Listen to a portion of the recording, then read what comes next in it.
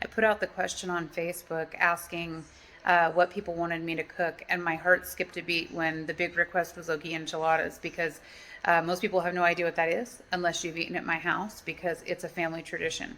So I will make Okie Enchiladas for you. I'll show you how to do it, but that means you have to listen to me be wordy, because I have to give an ode to my Grandma Pat.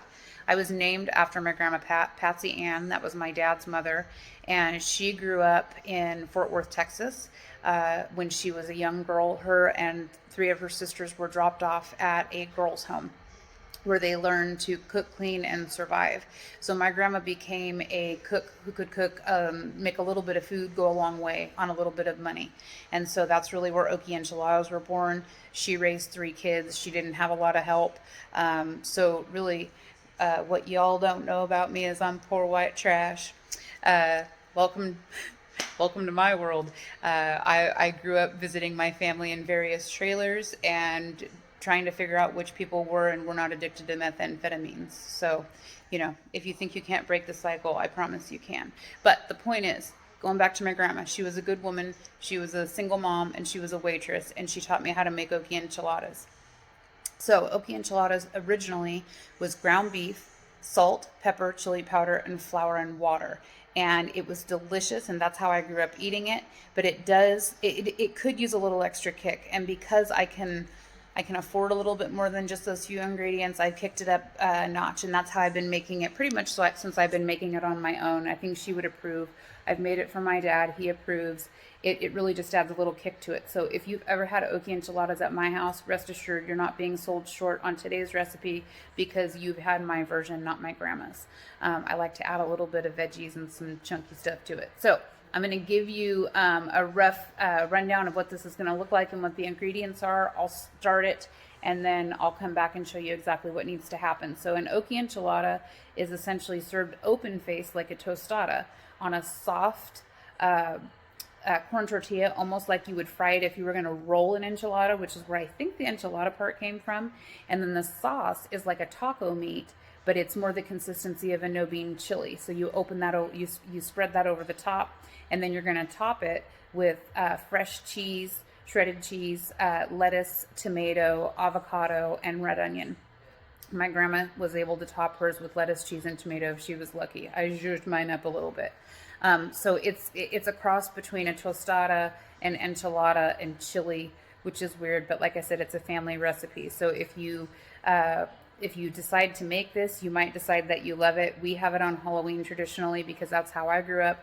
My sister's family has it on Halloween. And for my cousins out there who never got the recipe and you've asked me about it, here's your opportunity to learn how to make it. So I do need to grab an onion out of my refrigerator and my sea salt because I forgot those. But other than that, I'm going to show you what I have laid out so you can get yours ready too. You're going to need a pound of ground beef. If you're making for a bigger family or you want to make an extra amount, I'm being conservative because of the snow and my ingredients. You want a pound of ground beef, and for every pound of ground beef, you're going to use a packet of taco seasoning. Now, I know I don't use anything packaged, but this recipe is a little bit different, and this is comfort food, so we're making exceptions. All right, so I said I need my sea salt, but I also needed pepper. I like to add garlic powder, chili powder. I do some fresh garlic, green chilies. Typically I add diced jalapenos. I'm going to leave that out because of Amelia. I want her to be able to eat it, but you can add some jalapenos, and I'd recommend about, well, you know what, do it to your taste. It depends on what you like for heat, but it adds a good kick. And then we're also going to do some diced tomatoes. I have some corn masa that I'm going to use for thickening. Traditionally, Okie Enchiladas is thickened with flour. Since I have the masa, I'm going to use it because of my ingredient issue with the snow. But if you have flour, you're welcome to use that, and I'll talk you through the process. So I'm going to grab an onion and chop it up, get everything going in the pan, and then I'll come back to show you what it's going to look like when you make your Okie Enchiladas. Current situation, I don't know why I came out here without a jacket. That was really stupid. But it is cold here. I might be the only Texan with power. I don't see anybody else's light on. Did I do something extra good? God, I feel like an ass. Come on. Back to Okie Enchiladas. I'm back, and I have my ground beef in the pan with a whole chopped onion. So I'm going to show you what that looks like. It's almost cooked. I cooked the ground beef about 80% of the way. It's still really pink, and then I added the onions to it. So I'm just trying to get the onions and the ground beef well cooked together. And once the ground beef is cooked properly, I'm going to add all of the other ingredients, and you can watch me season it. Now, the only thing that I wholly measure is the packet of taco seasoning, and everything else is by eyeball and taste. I forgot to mention to you that I am going to squirt some fresh lime juice. I have a lime set up here, and that just adds a little bit of, the citrus just adds a little bit of a kick to it. So I'm just going to keep grounding this ground beef, get my onions until they're translucent, and then I'm going to come back and we're going to add all of our spices together, put the lid on, let it simmer. I'm back, and my ground beef is cooked and my onions are nice and translucent, so I'm getting ready to make the magic happen. So this is just ground beef and onion, and I have everything laid out here. So I'm going to add a teaspoon of garlic, which is equal to a clove. I put an entire packet of taco seasoning. This is 1 pound of ground beef, so you want 1 packet per pound. You're going to see this ground beef expand and go pretty far. So if you're eating on a budget right now, this is a really, really good meal. If you want to thicken this up without using anything in terms of like corn, masa, or flour, you can do that by using some tomato paste. Just be very careful with it because it can make it too tomatoey, then it tastes like spaghetti and you've kind of killed it. So if you want to get a hold of me separately about tomato paste, I'll walk you through that. I just happen to like it the original way better. And like I said, comfort food means comfort. Okay, so I've added my packet of taco seasoning. I'm going to add my can of tomatoes, and I'm not going to drain the juice off. I'm just going to put it in because eventually I'm going to have to add some water to this, which is going to expand it and make it more like a gravy or a chili. So it's perfectly okay to just go ahead and put your tomatoes in. You don't have to be too, love trying to do this one-handed. One of these days I'll buy a holder. Okay, I did a cup of diced green chilies. If you're going to put jalapenos in, I would say a 1/4 cup is probably a crowd pleaser. You're going to get like a mild to medium. If you want more than that, go for it. Just taste as you go. And actually, looking at this, it's nice and thick as it is. And so if you are a keto person and you want this chunky meat like, and you do not want to mess with anything and make it keto friendly, just follow this, add a tiny bit of water, let it cook down, and it should be fine for you. I am going to add it because I want this to expand. I want to be able to cook and freeze. We're getting ready, we're in a snowstorm and there's not a lot of food on the shelves. So I need the extra food. I'm going to add a little bit of garlic powder to this and chili powder. Chili powder is a key ingredient, so I probably put a tablespoon of chili powder. I'd say that was about a teaspoon of granulated garlic. And so I'm going to take, I'm going to squeeze a lime into this, and then I will be right back because I'm going to talk to you about the masa and water part. All right, you can see this is kind of bubbling. It's nice and thick. So for my keto friends, you can leave this as is, add just a little bit of water. I'll show you the right amount to add and just let it simmer down. The one thing you'll notice is I have not added any salt or pepper yet, and I would suspect that it's probably a little over seasoned right now. Once you add the water in, it's going to help absorb some of that. The salt and pepper happens at the end once you've tasted everything and you've made a decision about whether or not it needs it. So don't add salt and pepper till the end. I'm going to put just a little bit of water in this. I have 2 cups right now in that glass. I'm just going to add this gradually for my keto people so you can see the point you want it before you put a lid on it. And you're just going to let it simmer. It's cooked. You just want this to really simmer all together because you used a lot of dry spices. And right now it's just going to be a mouthful of seasoning. Okay, so if you're just going to eat it without thickening it, let it cook like this. Let it cook down and simmer, and it should thicken up for you. For those of you who are going to do it the right way, and you should, because it's just good that way, I'm going to just go ahead and dump this whole 2 cups of water in here. So if you're gonna do it right, do it with me. Okay, nobody needs that. So now I've taken a pound of hamburger meat, and you can see it's added quite a bit here. And so it's going to be real soupy. It would never cook down or thin out for me like that. But I opened up this masa, and looking at this, I think it's probably a quarter cup of corn masa. Like I said, you can do flour. Now, if you're going to do flour, just slow down. I hope you're not following me step by step, and probably you are not. So if you're going to do flour, you're going to go back. Before I added water, what you want to do is take a cup of really warm water and blend it well with a half a cup of flour. Make sure that it's really, really creamy. And then you want to add that into your meat mixture and keep whisking it, and so that it doesn't get clumpy, and then add remaining water. So basically a cup of hot water to a half a cup of flour, put it in there, and it'll get kind of creamy. And then you're going to add another cup of water, and that should do it for you. Then you're going to put the lid on and let it simmer just like I am. So you can see where it is right now.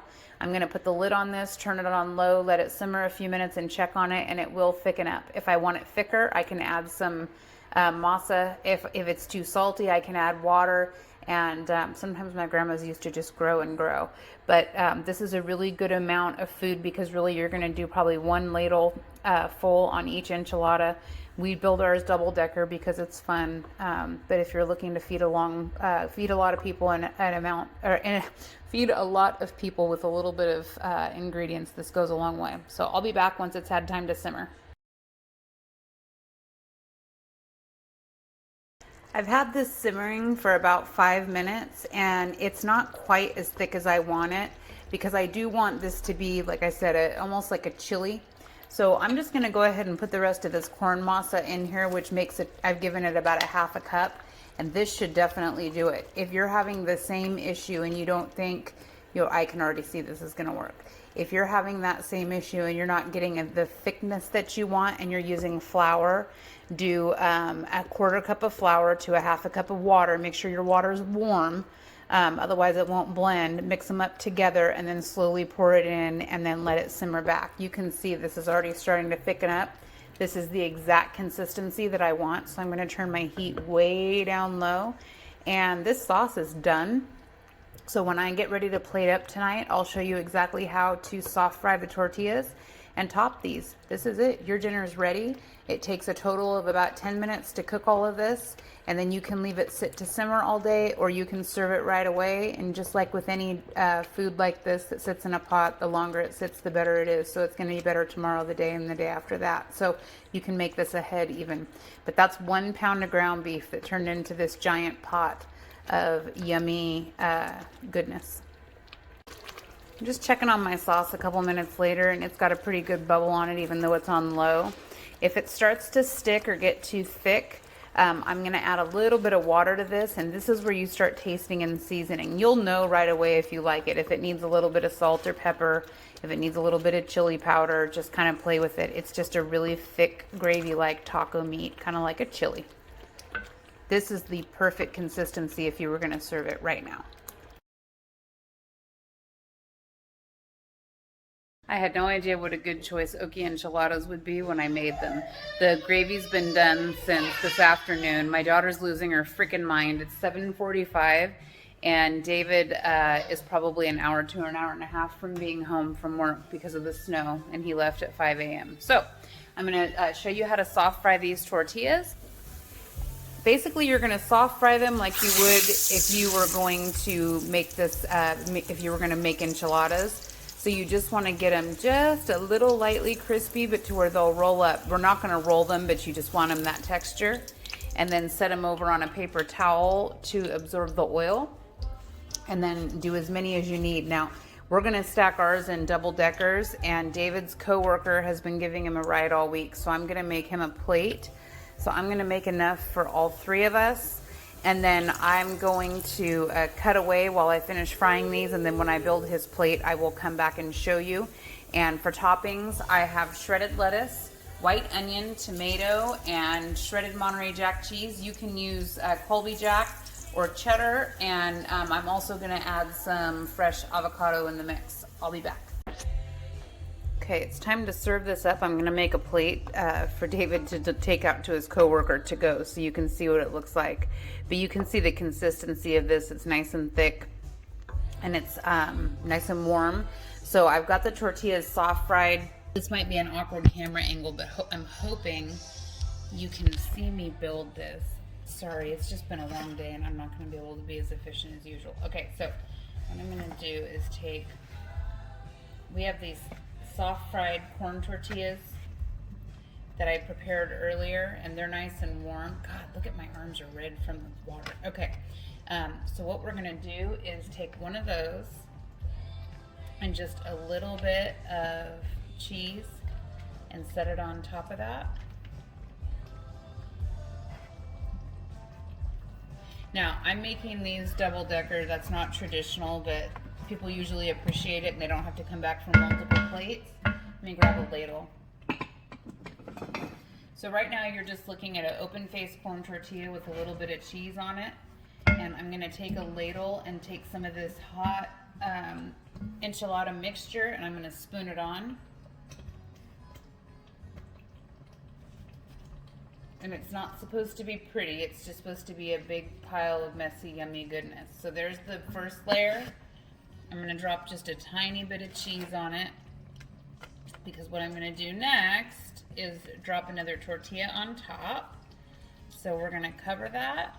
So now you have 2 layers with some cheese and meat. So same thing, I'm just gonna do a little bit of light cheese on the top of this corn tortilla. And then I'm going to spoon some meat on the top. This is the top layer.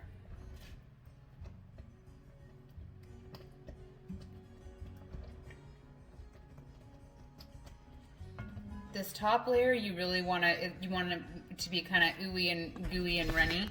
So I'm going to turn the camera this way so you can see I just piled it on. That was 1 ladle full. Just a standard soup ladle. So I'm going to build this Okie Enchiladas so you can see how it's done. Always put cheese directly on top of the meat so that it's, I move this back, bear with me here. There, stains on my shirt and everything, sexy. All right, so I'm just gonna put cheese on top of this that's gonna melt into the meat. And then I didn't even open up my fancy shredded lettuce yet. Now you're just gonna top it. Lettuce,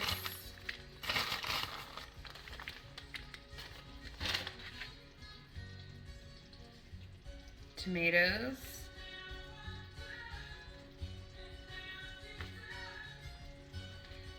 onion, and then I pre-sliced some avocado. My daughter is not having any part of this day, and I'm struggling here. Okay, and I'm just gonna spoon out. I think he worked like a 14-hour day too, so he'll probably appreciate this a lot. I'm just gonna fan out the avocado on top. So I'm gonna turn this around and show you what it looks like. This is an Okie Enchilada, my family tradition. If you make this, I need to know, and I wanna know how it turned out for you. But that is an Okie Enchilada. Thanks for watching.